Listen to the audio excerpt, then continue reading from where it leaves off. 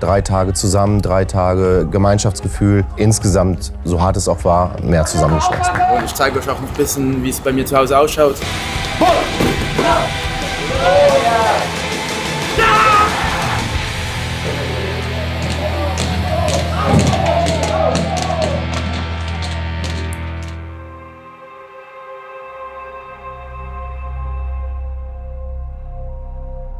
Diese Youth League-Spiele führen den Jungs gerade auch so ein bisschen vor Augen, die Realität, wie groß dieses Haifischbecken ist, wie viele Spieler eigentlich an diese wenig begehrten Plätze ran wollen und das Feedback auch bekommen, wie weit sie wirklich sind und wie ihre Rolle in der Zukunft aussehen kann.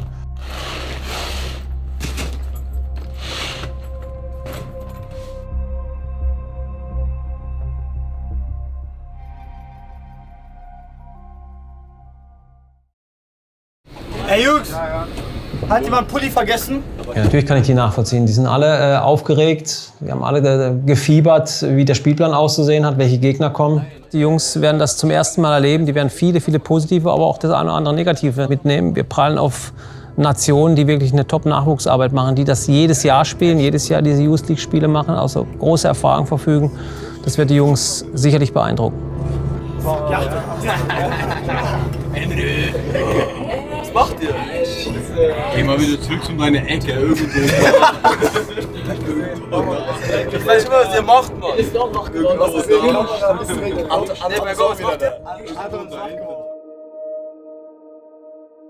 Ja, zuallererst sind wir natürlich mal froh, dass wir daran teilnehmen dürfen. Das bedeutet ja auch immer, dass die großen Jungs es geschafft haben, in die Champions League zu kommen.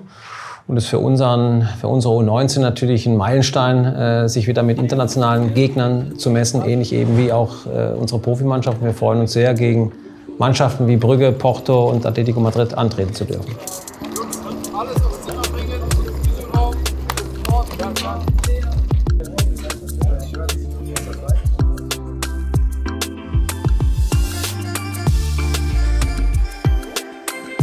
Zwölf Jahre bin ich jetzt schon bei Leverkusen. Und es ist halt mein normaler Tagesablauf, mit den Jungs zu sein. Ja, ich sehe die halt jeden Tag, jetzt sogar öfter als meine Familie. Ja, Noah ist letztes Jahr schon als eigentlich U17-Spieler hochgekommen in die U19, hat viele Spiele gemacht, war Stammspieler. Dieses Jahr in seinem ersten regulären A-Jugendjahr, daran hat er so ein bisschen zu knabbern. Und zwar, weil der Trainer halt, also ich, noch mehr von ihm erwartet als im ersten Jahr.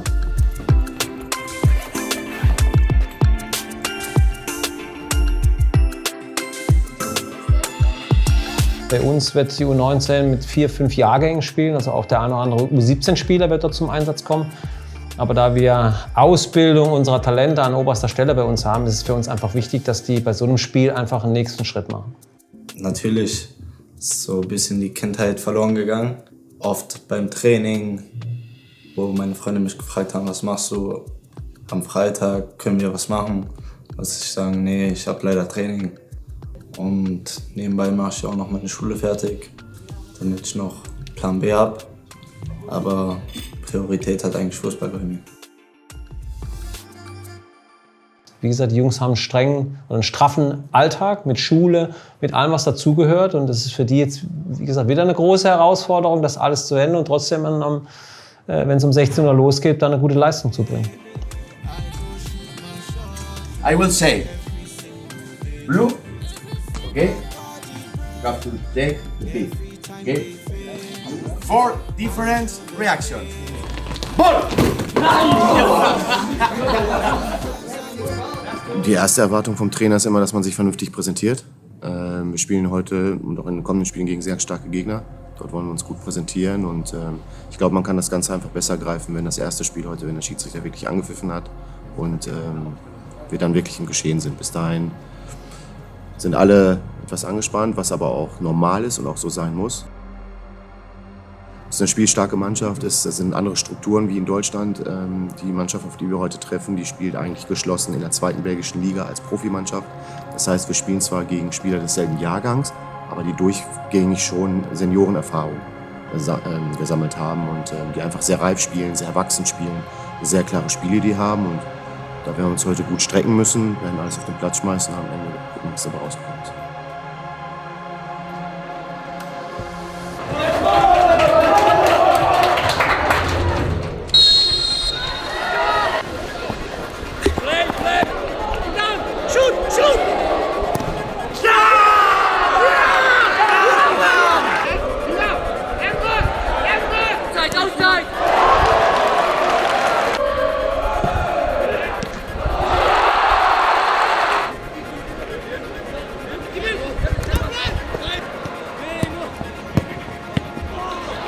Ik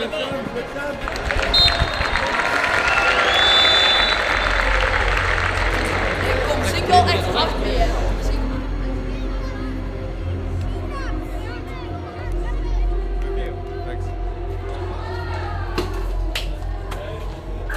Das Spiel war leider enttäuschend. Das Profispiel schauen wir uns nicht mehr an, weil wir morgen wieder Schule haben und am Freitag wieder nach Ulm zum DFB-Pokalspiel reisen müssen. Und ja.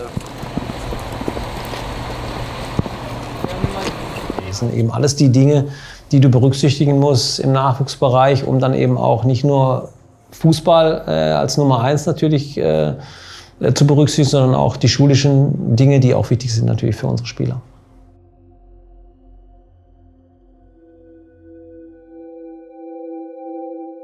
Ich bin ja mit 16 weg von zu Hause.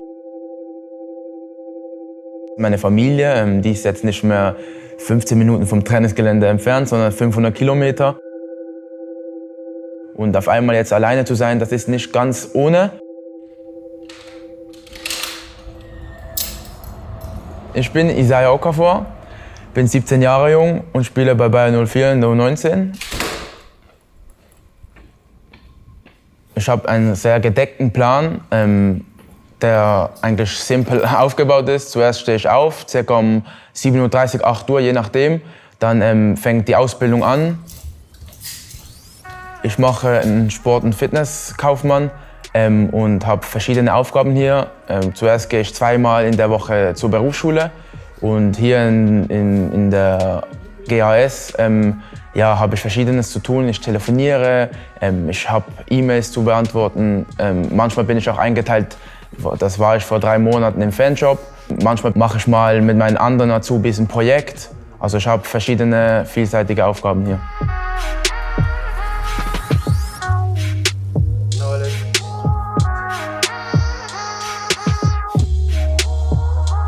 Der Isaiah ist ja ein sympathisches Kerlchen, ich sage es mal ein positiver Schlawiner, so nenne ich ihn immer so ein bisschen, der dann auch immer guckt, dass er das tut, was er am liebsten macht, das ist natürlich Fußballspielen. Deshalb müssen wir da auch unseren Auftrag erfüllen und ihn führen entsprechend. Aber das kriegen wir ganz gut hin, ohne natürlich zu vernachlässigen, dass der Junge natürlich trainieren muss und spielen muss. Das klappt aber ganz gut. Bisschen ein Kribbeln im Bauch, aber Vorfreude ist riesig. Ich konnte mich gut vorbereiten. Ausbildung jetzt auch hinter mir und jetzt voller Fokus aufs Spiel.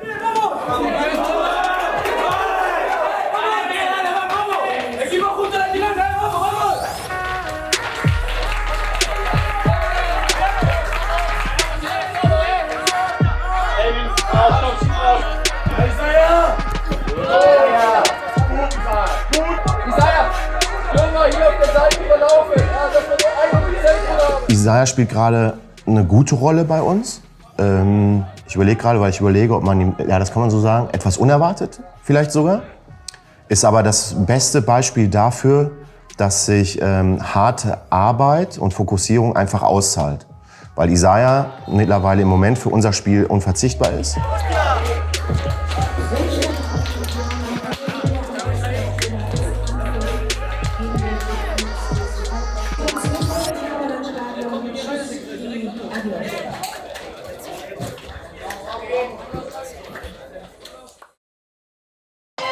So, Spiel ist durch, leider unglücklich verloren. Wir sind jetzt auch durch mit dem Essen, jetzt gehe ich noch kurz zu mir nach Hause. Später wird dann bei den Profis zugeschaut im Stadion Champions League, 21 Uhr. Da sehen wir uns dann danach noch im Stadion und ich zeige euch auch ein bisschen, wie es bei mir zu Hause ausschaut. Und ja, ich habe aufgeräumt für euch. Normalerweise penne ich oben, aber wegen der Hitze muss ich momentan im Wohnzimmer schlafen, sonst schlafe ich oben nicht ein, weil es zu warm ist. Ich glaube mir früher, ich konnte einfach alles in die Wäsche schießen, meine Mutter hat alles gemacht. Ne? Ich muss das jetzt alles selber machen. Socken, Kochen ist gemütlich, also da musst du das selber lernen, habe ich mir so Tutorials auf YouTube gegeben. Also die Hütte hat bis jetzt noch nicht gebrannt. Ich werde nicht so gezwungen, okay, gehen wir jetzt mal essen oder so, weil ich bin alleine, also ich kann eigentlich relativ gut meine Ernährung achten und ich nutze das aus. Wenn ich mal in der Schweiz bin oder so, dann gehe ich schon mal essen mit meiner Familie oder so, aber grundsätzlich gucke ich auf die Ernährung. Er hat ja einen Bruder, der in Salzburg auch spielt, bei den Profis. Und ich glaube, dass er schon durch dieses Beispiel seines Bruders ganz klar vor Augen geführt bekommt, auch in seinem privaten Umfeld, was einfach nötig ist, um Fußballprofi zu werden. Und das ist halt Durchsetzungsvermögen, das ist diese Leistungsbereitschaft, die ich schon erwähnt habe. Das ist halt ganz wichtig und ich glaube, dass er das im Moment jeden Tag auf den Platz bringt. Also ich sage jetzt von uns dreien, der Fußballbegeistertste. Ich wollte immer Fußball spielen, immer Spiele angucken, Champions League, Ligaspiele. Ich wollte das immer angucken. Das ist schon Gänsehaut, also eine gewisse, also es macht mich ehrgeiziger. Ich will auch dorthin, ich will auch irgendwann mal dort stehen und die Champions League Musik von unten vom Rasen hören.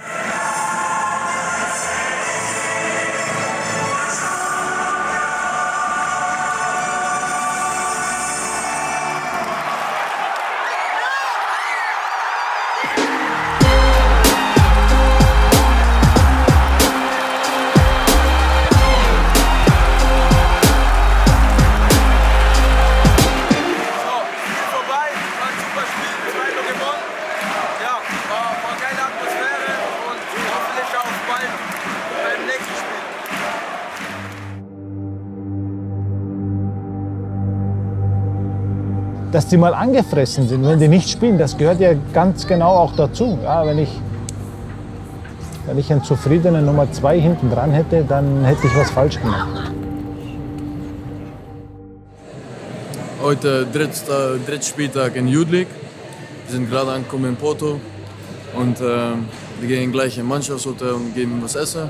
Und heute Abend um 18 Uhr ist Mannschaftstraining. Und ja, dann sehen wir uns wieder.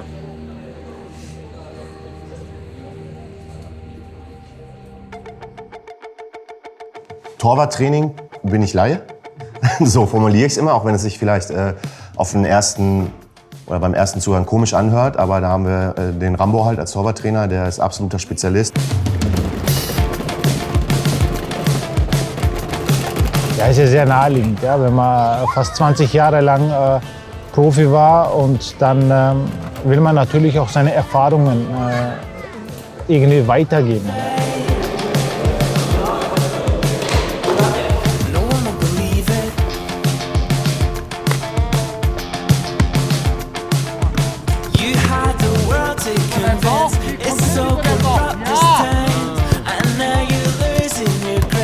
Ja, ich glaube, es sind beides ganz gute Torhüter, die wir haben. Die sind halt beide vom Charaktertyp her unterschiedlich. Der Maxi ist eher so der Introvertierte, so ein bisschen der Ruhige. Relativ entspannt, also ich bin ein entspannter Typ. Und der Roy, der ist halt sehr extrovertiert, der ist sehr emotional. Ja. Ja, genau. Ja, manchmal auf dem Platz natürlich, aber das gehört dazu, finde ich. Fußballplatz ist kein Bauplatz für manchmal. Schön scharfen Ball auf euch, Mann. Okay? Locker stehen. Hopp! Hopp! Wir kommen eigentlich ganz gut miteinander klar. Wir sind zwei lustige und auch ein bisschen Knackstorhüter, aber sonst, also wir kommen gut miteinander aus. Wir sind auch immer zusammen auf dem Zimmer. Das klappt gut. Dankeschön, Dankeschön. Du bist natürlich in der gleichen Position, aber weil du diese gleiche Position hast, hast du auch so viele Interactions miteinander, weißt du? Dass du so viel miteinander bist und dann ja, lernst du einander einfach besser kennen. Wir fahren auch zusammen Auto manchmal nach dem Training, ich fahre ihn nach Hause oder hole ihn ab. Ja. Ja, ich glaube, die haben einen sehr fairen Konkurrenzkampf. Ja, da ist jetzt kein dreckiges Spiel, würde ich mal so sagen, im Spiel. Die sind sehr ehrlich zueinander, sehr fair zueinander. Und wenn man da als Freunde und nicht als Feinde rangeht, dann ist das immer gut. Im Endeffekt ist die Nummer 2 genauso wichtig wie die Nummer 1. Ja, für das Mannschaftsgefüge auch, dass er die Nummer 1 pusht. Ich weiß natürlich aus meiner Erfahrung als Torwart, jedes Spiel, ein Torwartwechsel tut keinem gut. Ja, ein Torwart braucht mal eine Rückendeckung, braucht mal natürlich Selbstvertrauen. Wir treffen die Entscheidung als Trainerteam und dann versuchen wir, die bestmöglich vorzubereiten.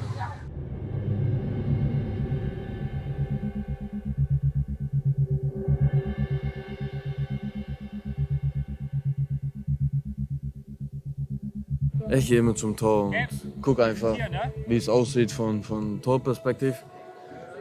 Und ja, und dann gehe ich immer wieder rein und dann mache ich meine Sache.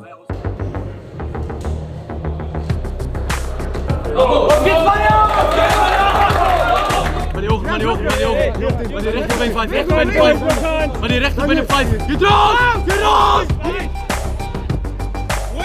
Los! Emre! Emre! Emre! Blocken!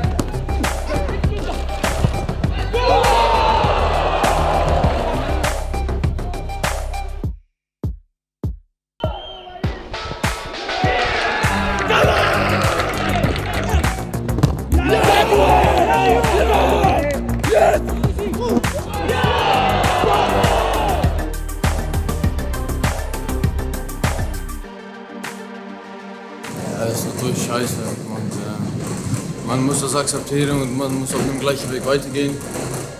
Ich sage, dass es eine gute Leistung von unserer Mannschaft ist und dass wir gut zusammengearbeitet haben. Und ja, das war am Ende die Chance, die wir selber nicht benutzen. Ja, das ist einfach eine ungeschriebene Regel im Fußball. Wenn du selber die Chance nicht schießt, kriegst du die am Ende gegen. Und ja, das war so heute. Ja, es sind Erfahrungen, ja, die er mitnehmen muss. Ja. Und der Roy hat es gut gemacht. Er hat sich auch selber, ist er sehr ehrgeizig, ärgert sich immer nach jedem Spiel und fragt mir Fragen in den Bauch. Ja, und dann sage ich immer, entspann dich mal. Ja. Nach einer Stunde oder nach 2 sieht man die Sachen immer ganz anders. Nach dem Spiel ist man emotionaler. Und der Roy hat heute ein gutes Spiel gemacht, hat uns 1-2 Mal sehr gut im Spiel gehalten. Chapeau, was die Jungs heute geleistet haben. Die haben da heute echt alle Könner rausgeschmissen.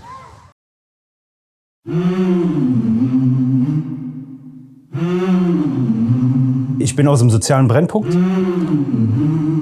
Da war es egal, also egal was ich gemacht habe, es war immer alles richtig. Und da habe ich gesagt, nee, das kann nicht sein. Und es war einfach mein Push. Ich wollte unbedingt raus. Also wir haben ja in unserem Leistungszentrum sehr, sehr viele Personen, die sich nicht nur trainingstechnisch um unsere Spieler kümmern. Wir haben pädagogische Leitung, wir haben Psychologen, wir haben Betreuer, wir haben einen großen Staff und wir haben täglich Sitzungen, wie wir unsere Jungs quasi auf gewisse Situationen vorbereiten. Ich bin eigentlich dafür zuständig, dass die Jungs spielen können, dass sie sich keinen Kopf machen müssen, ob was ich anziehe oder nicht, sondern ich bin einfach für das ganze Equipment zuständig. Das heißt für die Trikots, für die Unterzieher, für die Schuhe, dass ich die Trainer so ein bisschen entlasse, dass so jeder wirklich sich auf den Sport konzentrieren kann. Und ich bin halt so Mädchen für alles.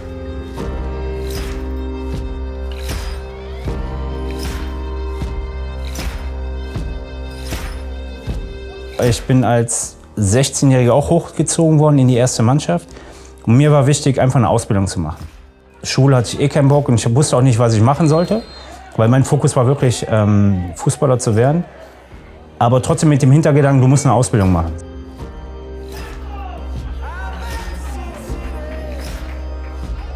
Es gibt halt einfach unglaublich viele talentierte Spieler. Und nur ein ganz, ganz geringer Prozentsatz dieser sehr talentierten Spieler schafft es dann wirklich auch im Profifußball. So, und ich rede jetzt gar nicht von Champions League Bayer Leverkusen, sondern ich rede von 2. Bundesliga, 3. Liga. Das sind die Ziele, die du ja hast oder haben musst.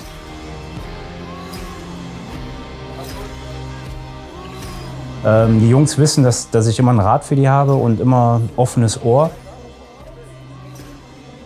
Ich würde denen auf den Weg geben, entweder mach dein Abitur oder mach eine Ausbildung. Wenn du dann fertig bist, bist du immer noch jung genug.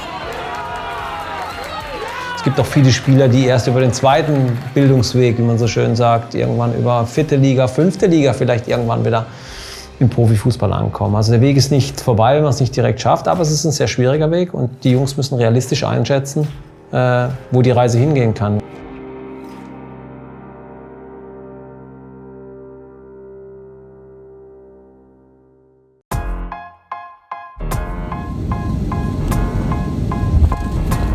Ja, wir versuchen so ein bisschen schon so ein kleines Ventil für die Spieler darzustellen, dass sie hier vielleicht über ein paar mehr Themen sprechen können, als es in der Kabine der Fall ist. Das ist jetzt nichts für die Kamera.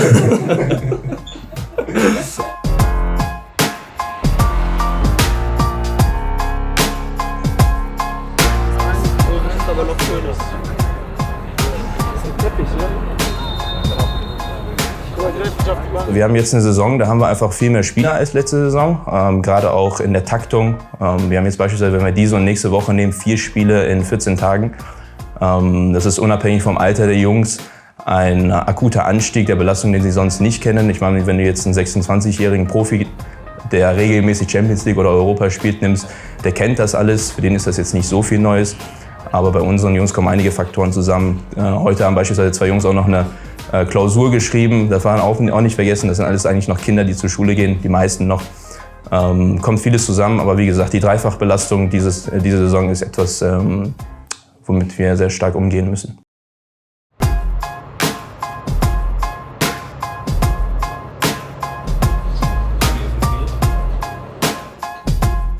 Also Spieltag grundsätzlich ist mit der entspannteste Tag der Woche. Also wenn wir 6-7 Tage die Woche arbeiten, dann ist der Spieltag einfach, weil er extrem durchgetaktet ist, fast auf die Minute, wann was stattfindet mit Besprechungen, Videoanalyse, dann die Tapes, Spielvorbereitung von uns. Bis zum Warm-up haben wir relativ kleines Zeitfenster, aber es ist ein sehr geregelter Ablauf und von daher weniger chaotisch als jetzt, sage ich jetzt mal, normale Arbeitstage in der Woche.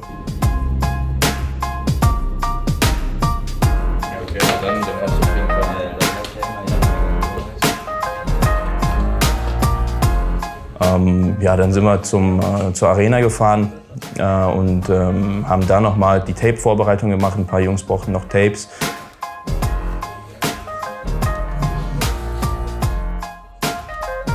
Ein, 2 Jungs nochmal aufgedehnt und mobilisiert, aber ja, das war alles im Rahmen.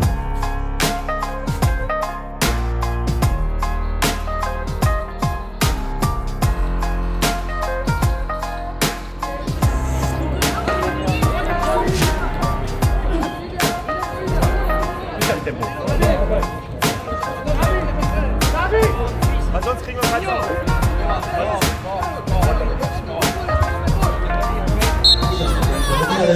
con el dorsal número 31, Villas, y entra con el dorsal.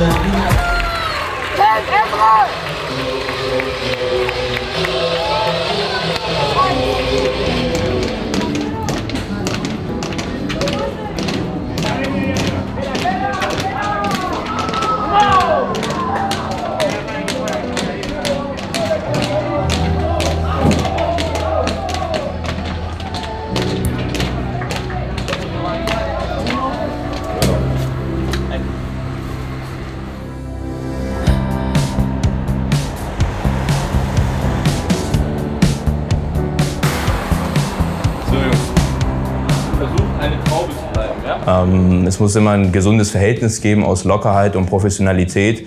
Das ist ein schmaler Grat, aber ja, wir versuchen mit den Jungs auf Augenhöhe, zu begegnen, damit die Jungs ein bisschen, wie gesagt, uns als kleines Ventil nutzen können, um mal vielleicht über ein paar Themen zu sprechen, die sie sonst woanders nicht äußern würden. Und dafür braucht man einfach eine gewisse, ich sag mal, freundschaftliche Art mit den Spielern, damit sie uns auch gewisse Dinge anvertrauen können. Dürfte es Schweine? Ich weiß nicht. Also wenn du ein bisschen weiter hier, dann ist hier ein bisschen. Guckt auf beiden Seiten gleich, oder? Hier ein bisschen mehr.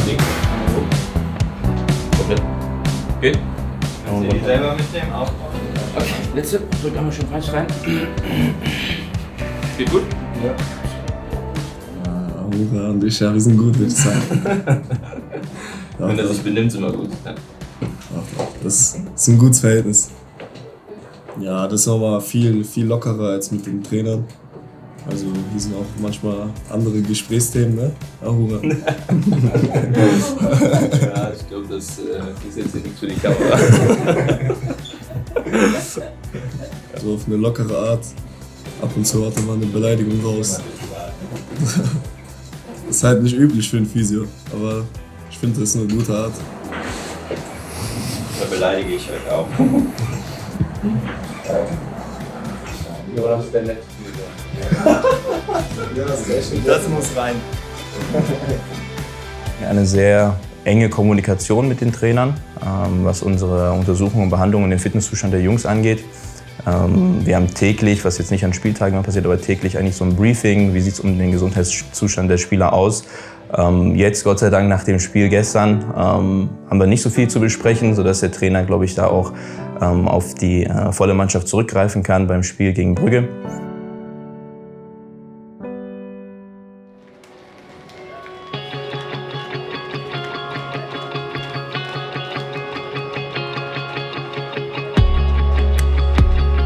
Ja, ist der Abschluss einer für uns schwierigen Youth League-Saison. Wir haben uns über den Zeitraum extrem entwickelt. Das ist uns jetzt nochmal in den Tagen aufgefallen. Als wir uns mit Brügge beschäftigt haben, haben wir auch nochmal das Hinspiel angeguckt. Und ich glaube schon, dass wir uns sportlich weiterentwickelt haben.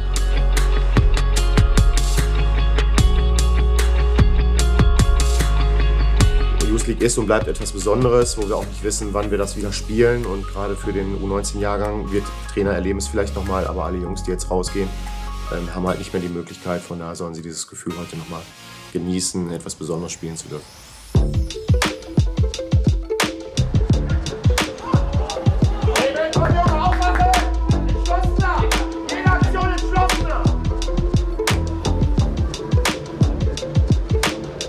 Wir haben in einer sehr jungen Mannschaft gespielt.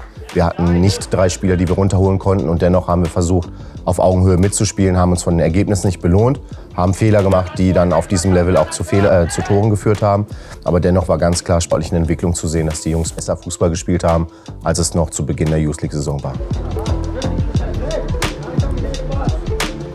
Für uns war einfach wichtig zu sehen, was haben andere Nationen drauf, unter welchen Voraussetzungen trainieren sie und spielen sie. Und ich glaube, dass wir in Bezug Widerstandsfähigkeit bei uns noch einiges im Nachwuchsbereich machen können. Vorher haben sie sich eigentlich mit den Spielern gemessen, die in der U19-Bundesliga spielen. Das ist schon eine große Anzahl Spieler für wenige Plätze im obersten Fußballbereich. Ob wir jetzt die Bundesliga nehmen, 2. Liga, 3. Liga, 4. Liga. Aber das sind die Spieler, mit denen sie sich messen. Und jetzt ist, glaube ich, vielen noch klar geworden, dass nicht nur das ihre Konkurrenz sind, sondern auch die Spieler von Brügge, von Atletico Madrid und halt von Porto, die halt interessant sind für Profimannschaften in Deutschland, in Portugal, wo auch immer. Ja, wir haben natürlich auch tolle Reisen gemacht, waren auch in tollen Stadien und hat die Mannschaft sicherlich in den einen oder anderen Bereichen noch mal enger zusammengeführt. 3 Tage zusammen, 3 Tage Gemeinschaftsgefühl, 3 Tage gemeinsam an einem Ziel arbeiten. Das war für die Jungs auch eine intensive Zeit. Und von daher, glaube ich, hat uns das insgesamt, so hart es auch war, mehr zusammengeschweißt.